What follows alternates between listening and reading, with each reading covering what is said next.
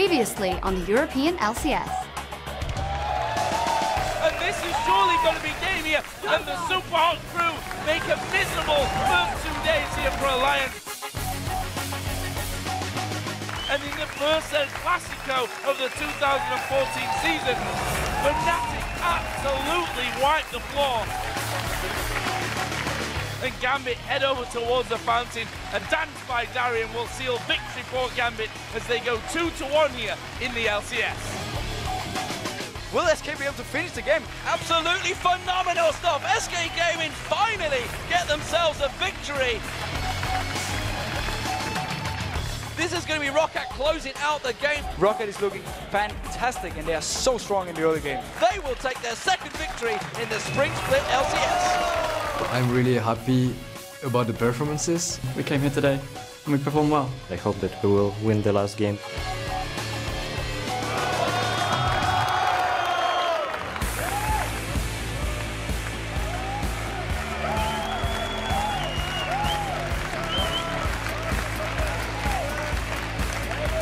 Welcome, ladies and gentlemen, to day 3 of the European League Championship Series, being broadcast to you live from our studio here in Cologne, Germany. I am Lee D-Man-Smith, and joining me once again is Trevor Quickshot Henry as we get set to bring you another day of exciting matchups during our opening Super Week. Yeah, and what a week it has been so far. We do have 5 more huge matchups today that are sure to shake up the standings, and immediately after the LCS games, the European Challenger Series continues with Freak and Jet calling all the action.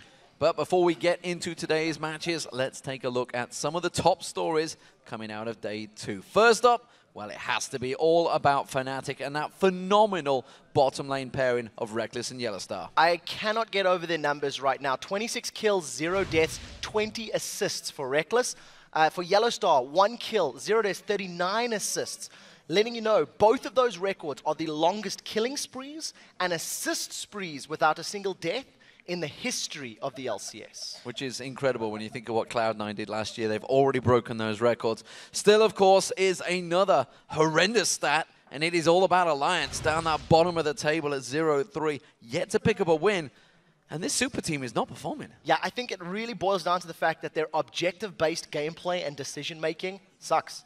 They are not rotating for towers. They are not taking dragons. They have 3 dragons against Fnatic.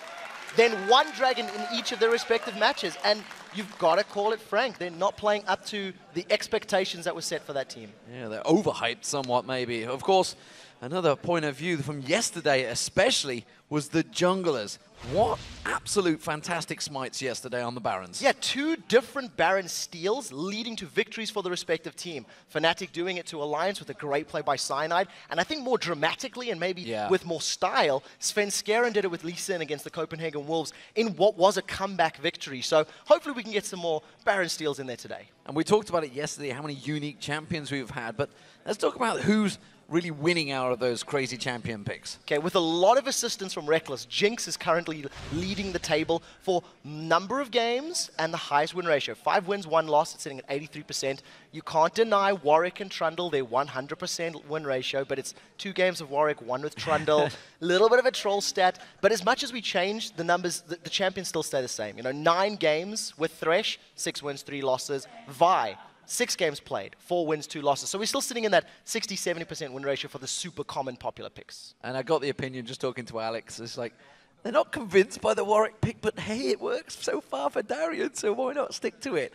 So let's check out those standings and see where these teams are currently sitting on the board. At the top, of course, it is Fnatic. 3 wins without defeat, no problem there. Rocket, though, hot on their heels. This new team really doing a fantastic job with 2 wins. They've got 2 games today. Can they keep up the pace? Meanwhile, Gambit, they are in 3rd place, 2 wins, and that 1 defeat to Fnatic. And looking down the bottom half of the table, Super Hot Crew is sitting in 4th place with that 1 win and 1 loss. Then there is a 3-way tie for 5th, where the Copenhagen Wolves, Millennium, and SK Gaming all share the position with 1 win and 2 losses. And as we've touched on already, Alliance sitting in 8th place with 3 losses, potentially going to be swept in Super Week at LCS. Yeah, big tough match coming up. Of course, let's check out that schedule for today's matches. Up first, Well, it's going to be SK Gaming versus the Super Hot Crew. Could be a crunch game, that one. Millennial up against Fnatic. These two teams have practiced quite a bit together. We'll see how that develops. And Roccat, they're up against the Copenhagen Wolves. All right, the last two games of the day will be Gambit versus Super Hot Crew, followed by Alliance versus Roccat. And if Roccat win their first match and beat Alliance, it's going to be 0-4 and 4-0 for the respective teams. Yeah, fantastic. It could be an impressive performance for those. But, of course, following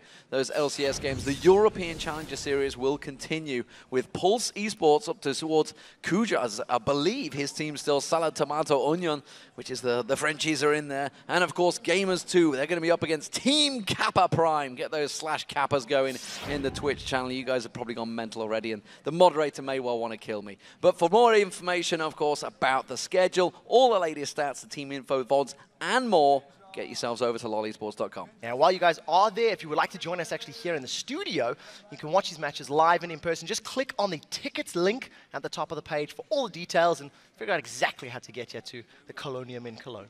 Yeah, and while we still want to know what you guys at home are thinking, just click on the schedule near the top of the page and select a thumbs up next to the teams that you predict will win. It's like we've done that before.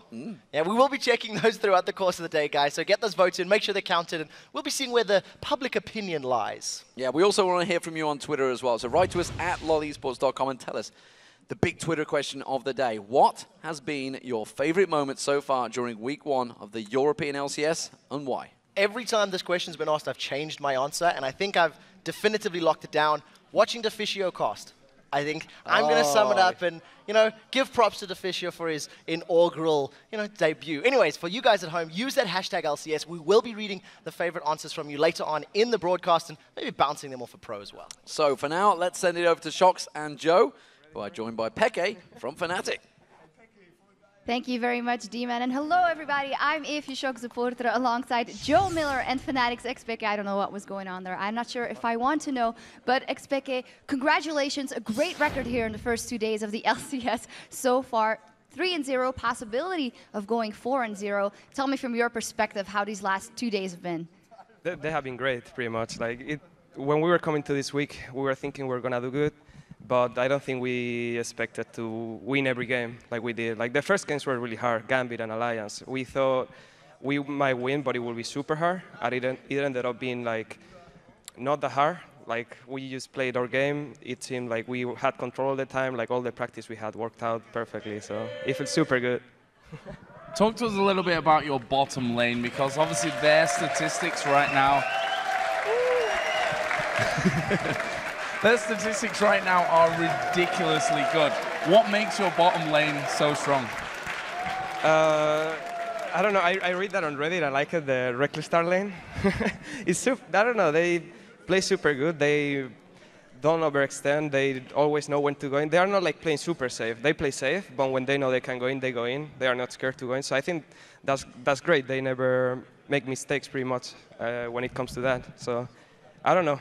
It looks like no other bot lane can just put them in that position. They are always doing good or decent. We talked to Reckless yesterday about that, and I asked him, how does it influence other lanes? And he said that you specifically are feeling a lot less pressure in that lane. Is that what makes you play a little bit better now than we have seen you at Battle Atlantic, for instance? Yeah, that as well. The thing is, if the other lanes are not doing so good or because of whatever reason we feel like we're losing the game, I think everyone will try to make plays to come back. Because if you're okay, we're going to lose this game if we don't do anything, then you will just start trying stuff and it will fail 70% of the times. But now it's we have this mentality that it's just play safe, don't make risky plays, just do the safe ones. So that's a lot easier. When I'm in mid lane, I can wait 15 minutes for the other guy to make a mistake. I don't have to push anything. We asked everyone on Twitter to tell us what their favorite moment was of the week and why. What was XPK's favorite moment this week so far? I'm not sure about my favorite moment. I haven't watched a lot of the other games. Which one was it? From our games, all the games were really good. I cannot choose one, so I think the best for me was to just come here and meet all the fans and obviously see her pretty face every morning makes it a lot better. Wow. You've gone all red, Shots. Yeah, I've gone all red. Finally, Expecate, you guys are at the top of the league, and you know there have been some surprising results for a lot of people coming into this first week. How do you think the EU LCS will evolve if you had to pick a top 3 for the end of the season? Top 3. It's hard to know right now because it changed. Like I still think it will be Gambit, Alliance, and us. Like before I didn't put us in top 3, maybe top 4 because I wasn't sure. But I think if we keep playing like this, it's gonna be like that, the top 3. Okay. Very interesting insights. Thank you very much. We need to take a quick break, but don't go anywhere because when we return, it's time to kick things off with 2 teams coming into the day with a lot of momentum. SK Gaming versus the super hot crew. It all begins in 3.5.